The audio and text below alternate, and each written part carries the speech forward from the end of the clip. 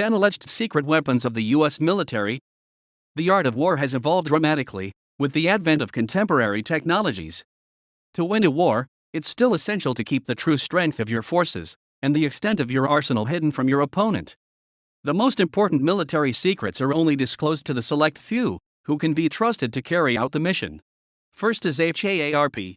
Hugo Chavez brought international attention to the HAARP facility in Alaska when he accused the United States Air Force of using this high-frequency transmitter array to trigger the 2010 Haiti earthquake. Until this point, casting aspersions on this United States Air Force research station was a faux pas committed by only the looniest of tinfoil hatters. Theories about the darker side of HAARP were supposedly put to rest when the Air Force announced that this ionospheric research complex would be closing its doors in 2014. But the speculation was kindled back into flame when HAARP was reopened in 2017 by the University of Alaska Fairbanks. Although the HAARP program has been repeatedly accused of manipulating the weather in broadcasting. Second is Project Thor. Potentially overshadowing the Moab as the most lethal non-nuclear weapon in the United States arsenal, Project Thor is a technology designed by Jerry Pournelle in the 1950s that would obliterate enemies with bolts from above. Colloquially termed rods from God, this type of kinetic energy penetrator would theoretically consist of a pair of satellites. One serves as a targeting hub, and the other is equipped with 6-meter-long, 20 feet, tungsten rods that would be dropped on a target from orbit. Capable of penetrating hundreds of feet into the Earth's crust, these thunderbolts from Thor would produce damage equivalent to a nuclear blast without the fallout. Though the cost of delivering such rods into orbit is seen as prohibitive. Third is flying aircraft carriers. In late 1920s, the United States Navy began exploring the tactical potential of airborne aircraft carriers.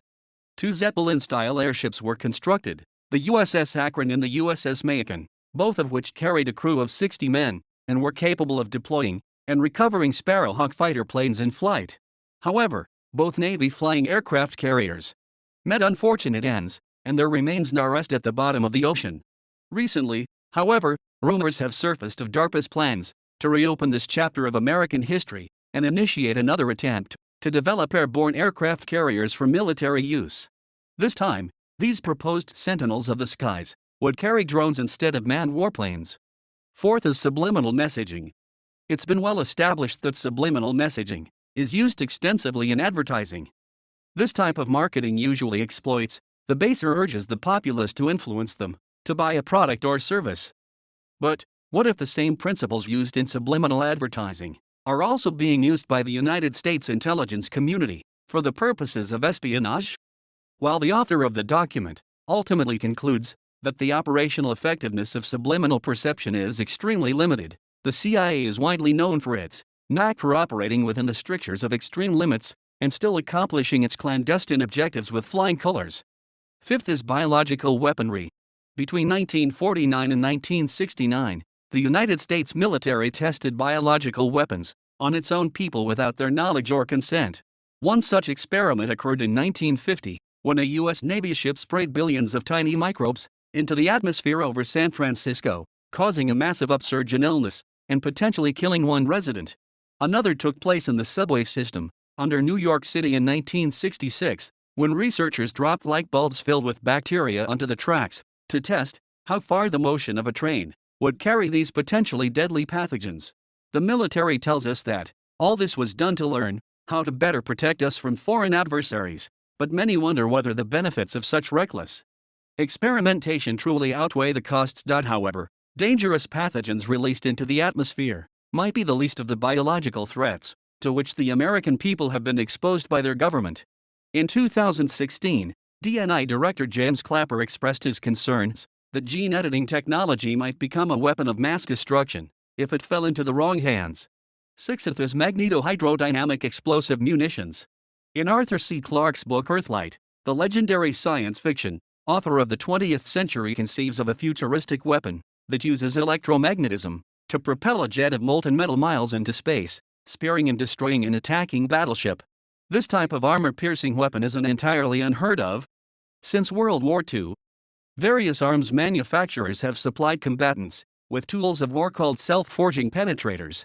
Making use of a chemical explosion in a metal liner SFPs propel themselves at an armored vehicle and then change their shape to penetrate the target. However, conventional SFPs are inefficient and hard to use, giving rise to the demand for a more effective armor penetration weapon. Seventh is hard attack guns. In the wake of the Watergate scandal of the early 1970s, Democratic Senator Frank Church led a committee dedicated to getting to the bottom of any actions perpetrated by the CIA that may have violated the charter of the Secretive Intelligence Agency.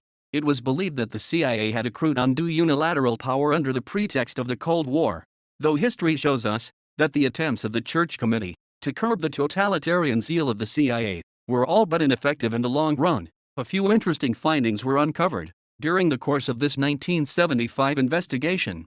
The darts fired by this soundless gun would theoretically leave a pinprick no larger than a mosquito bite. 8 is low-frequency microwave mind control. The apparent sonic attacks on the U.S. Embassy in Cuba rekindled decades-old fears about a different kind of secret weapon. In 1965, at the height of the Cold War, the Pentagon discovered that the Soviets were blasting the U.S. Embassy in Moscow with extremely low-frequency, ELF, microwave radiation.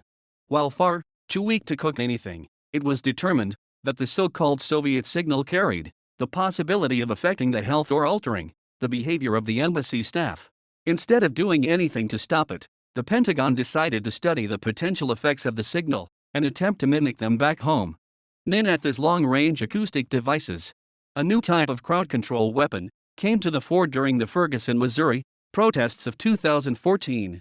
As an active demonstration of the newfound capabilities of an increasingly militarized American police state, countermeasures employed by the Ferguson Police Department to quell civil unrest included the use of LRAD sound cannons, capable of projecting voice commands over a distance of 5.5 miles. A long-range acoustic device inflicts grievous bodily pain upon anyone within 330 feet of its sound path. LRAD manufacturers are careful to call their products devices rather than weapons for public relations reasons, but anyone who has endured the effects of an LRAD